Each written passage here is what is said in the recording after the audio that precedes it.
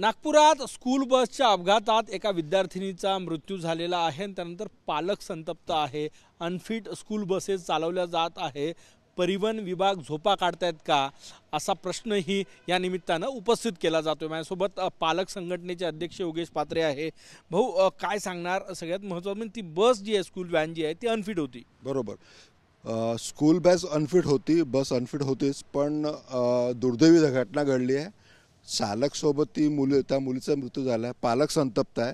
आता पुन्हा आंदोलन पत्रव्यवहार करायची की नाही आणि त्याचं तर प्रशासन बरोबर उत्तर देईल की नाही हा एक प्रश्नचिन्ह आमच्या पालकांमध्ये उभा झालेला आहे। काल आमची सर्वांची बैठक झाली संध्याकाळी दुपारी आणि सर्वांनी एकच ठरवलं की आपण एक मीटिंग करूया आज आणि मुख्यमंत्री साहेबांना आणि प्रशासनाला एक पत्र देऊया। मीटिंग बैठका ही घटना झाल्यानंतरच तुम्हालाही का जाग येतं? आधी का करत नाही? तुमचं जबाबदारी, तुम्ही संघटनेचे पदाधिकारी आहात। बरोबर, या अगोदर सुद्धा चाइल्ड सेफ्टीसाठी आम्ही सेमिनार्स घेतले। चाइल्ड सेफ्टीसाठी आम्ही बरेच आंदोलन केली। चाइल्ड सेफ्टीसाठी काय काय प्रिकॉशन्स व्हॅननी स्कूल बसेसनी घेतल्या पाहिजे या लेखी स्वरूपात दिलेल्या, त्याचं अजून काहीही झालेलं नाही, काही होणारही नाही। कारण यासाठी की आम्हाला आंदोलन करणं दरवेळेला पालकांना यावं लागतं। युनिफॉर्ममध्ये मुलांचा बळी जातो हे दुर्दैव आहे।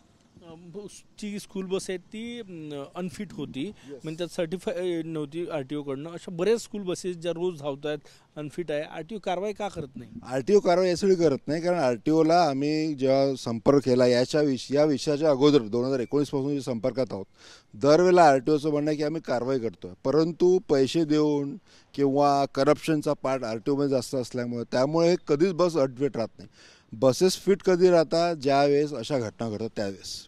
काय मागणी काय करणार आहे? ठोस कारवाईची काय मागणी करणार आहे की तुमची तशीच भूमिका आहे जशी RTOची थातुरमातूर? पुन्हा प्रशासनाकडे जा, पुन्हा पत्रव्यवहार करा, पुन्हा आंदोलन करा। त्याच सर्कलमध्ये आम्ही पालक आणि आम्ही विद्यार्थी त्याच यात राहणार आहे। याच्यासाठी गंभीर दखल सर्वांनीच घेतली पाहिजे। अध्यक्ष म्हणून काय तक्रार करणार मुख्यमंत्र्यांकडे? मुख्यमंत्र्यांना तर आतापर्यंत आम्ही भेटलो नाही, यासाठी भेटलो नाही की आम्हाला वळण पॉलिटिकल नव्हतं करायचं। आता आम्हाला सर्व पालकांनी म्हणून प्रत्यक्ष मुख्यमंत्र्याला भेटावं लागणार आहे आणि यावर गंभीर दखल कशी घ्यायची यावर खरंच फायनल तोडगा काढावा लागणार।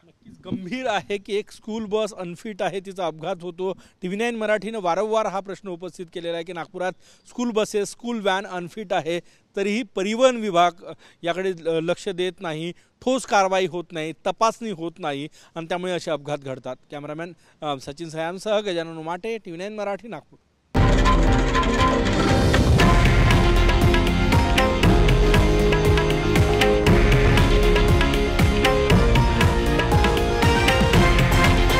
हे आहे देशातील नंबर 1 न्यूज नेटवर्क आणि आपण पाहत आहात TV9 मराठी, एकमेव।